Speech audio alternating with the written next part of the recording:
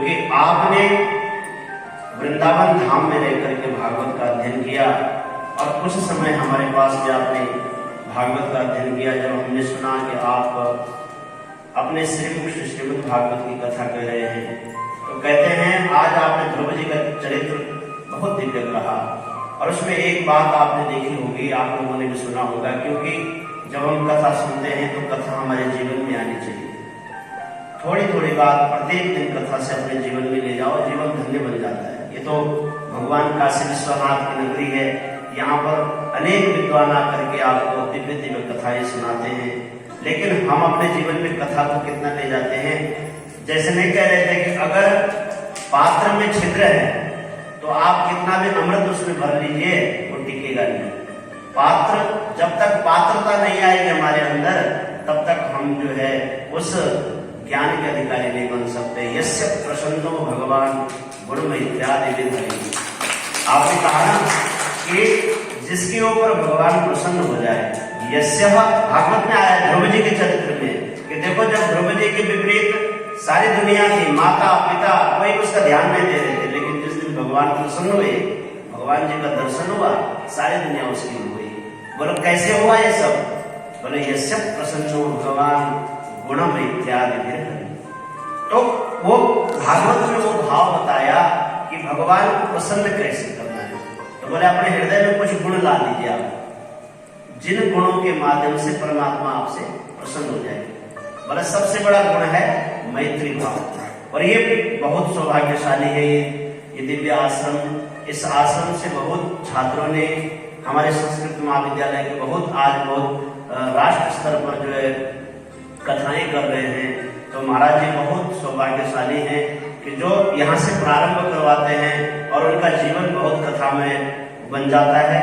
तो मैत्री भाव, अगर हमारे हृदय में मैत्री का भाव आ गया, दूसरे का किस ढंग से दूसरा व्यक्ति आगे बढ़े, मैं परमात्मा मैं तो सुखी रहूं, लेकिन मेरे वजह से कितने लोग सुखी रह सकते हैं, ये भाव अगर हृदय में आ गए तो भगवान प्रसन्न होंगे। गुण मैत्र्यादि हरि, हरि को प्रसन्न करने का एक ही उपाय है, क्योंकि भगवान विष्णु का नाम कहा गया है विष्णु पुराण में कि विमोचयति बिभ्रति जीवा इति विष्णु। भगवान विष्णु है यस्य स्मरण मात्रेण जन्म संसार वंदना विमुच्यते नमस्तस्मै विष्णवे। जो भगवान विमुक्त करता है, तो जो इस मार्ग में आता है, देखिए कथा वाला जो मार्ग है ये मुक्ति का मार्ग है, ये मुक्ति घाट है। यहाँ पर जो भी आएगा कुछ न कुछ अवगुण छोड़ेगा। मुक्ति का मतलब क्या है? मुक्त होना एक शरीर छोड़ना ही मुक्त नहीं, हम एक एक अवगुण भगवान के चरणों में छोड़े, हम धीरे धीरे मुक्त हो जाएंगे। मुक्त तो आत्मा तो परमात्मा का ही अंश है, लेकिन बंधन में पड़ा हुआ है किसके कारण? अवगुणों के कारण, दोषों के कारण।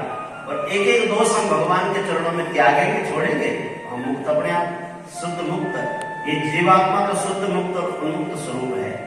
तो ये भाव मुक्ति का मार्ग देने वाले ऐसे परम वंदनीय प्रवेश मंडली जी, और यहाँ पर जो कि मूल वाचन में परम विद्वान विराजमान, इनके चरणों में भी वंदन। और यहाँ पर दिवस सेमाल जी, आचार्य दिवस सेमाल जी संगीत के पीठ पर विराजमान, बहुत ही सौम्य मूर्ति। जितने भी प्रवेश जी की ज्ञान मूर्ति, ज्ञान की जो ये धारा बहा रहे हैं, सबको वंदन करते हुए यहाँ पर जो भी माताएं कथा सुनने के लिए आ रहे हैं, आप बहुत सौभाग्यशाली हैं, क्योंकि वक्ता को तभी कथा करने में आनंद आता है जब श्रोता मिलता है। वक्ता श्रोता गुण निधि, दोनों गुण निधि है। जितनी प्रशंसा वक्ता की उतनी ही प्रशंसा श्रोता के लिए। अगर वक्ता महान बना तो किसके कारण? श्रोताओं के कारण बना। तो आप बहुत महान है, और माताएं आप सब जो है बड़ भागी हैं। आप यहाँ पर कथा सुनने आते हैं, अधिक से अधिक लोगों के साथ आइए, क्योंकि जब कोई इस मार्ग में आगे बढ़ रहा है, अगर हमने उसका साथ दिया तो हम जहां तक ये बढ़ेगा इसे याद रहेगा कि हाँ नहीं, इन लोगों ने मेरा उस दिन में प्रारंभ कथा की थी मैंने, तो इन लोगों ने मेरा। तो आप एक एक दो साथ में जरूर ले आइए। और अष्टमी तक शायद ये कार्यक्रम चलेगा, तो अष्टमी तक एक पूरा हॉल आप लोग भर लीजिए। इनको आपका भी आशीर्वाद चाहिए, भगवान का आशीर्वाद है। भगवान ने तो बैठा दिया इस गद्दी पे, अगर इनका पुण्य नहीं होता है, भाग्योदय बहुजन्म समर्जित, एक जन्म का पुण्य नहीं, यहाँ पर बैठने वाला व्यक्ति एक जन्म अनेक जन्म संसिद्धि तो याद कराम, ये परम गति है, इससे बढ़कर के कोई गति नहीं है। यहाँ पर कोई नहीं आएगा, चाहे गुरु ही है, जब तक व्यासासन में विराजमान है कोई भी भक्ता, वह भगवत स्वरूप होता है, भगवान कृष्ण का स्वरूप है, गुरु को भी नमन करना पड़ता है। तो ये परम गति है, और इस परम गति पर जो विराजमान हो गए, और साधारण पुरुष नहीं रहता उस काल तक, बाकी तो उसके अपने गुण धर्म है, उन गुण धर्मों में नहीं जाना, लेकिन यहाँ पर जो है जब तक वक्ता कहता है, उसके मुख से साक्षात भगवान विष्णु ही निश्चित करते हैं वाणी। तो भगवान की कृपा से यहाँ पर बैठ गए। अब सब भगवान काशी विश्वनाथ, अन्नपूर्णा देवी आपके ऊपर खूब कृपा बरसाएं, आप खूब उन्नति करें सत मार्ग में, और लोगों को जो है सत उपदेश के माध्यम से लोगों का मार्गदर्शन करें। इसी शुभकामना के साथ बहुत अच्छी कथा कर रहे हैं, हमें तो बहुत आनंद आया, क्योंकि अगर पुराण से कोई व्यक्ति कथा करता है अच्छा लगता है। जिस पुराण में जो व्यक्ति बैठा हुआ है उस पुराण के विषय में कहे, तो हम तो पुराणों को सुनने के लिए आते हैं, यहाँ पे जो भी श्रोता आता है, तो पुराण के माध्यम से कथाएं दृष्टांत में होनी चाहिए, लेकिन मुख्य पुराण के माध्यम से कथा हो रही है, और बहुत अच्छे प्रकरण। तृतीय दिवस पंचम स्कंद तक पहुंचा दिया, नहीं तो तीसरे दिन तो दक्ष महाराज की कथाएं में रह जाते हैं, दक्ष सती चरित्र में ही रह जाते हैं। तो बहुत अच्छी कथा हो रही है, हमें बहुत प्रसन्नता है। पुनः पुनः सबको वंदन, व्यास जी को बहुत बहुत शुभकामनाएं, आप खूब उन्नति करें, आप सतमार्ग में सब अपने इस क्षेत्र का खूब नाम करें। इसी के साथ पुनः पुनः सबको वंदन करते हुए भगवान के चरणों में अपनी वाणी को समर्पित करता हूँ। बोले कृष्णचंद्र भगवान की जय, भागवत महापुराण की।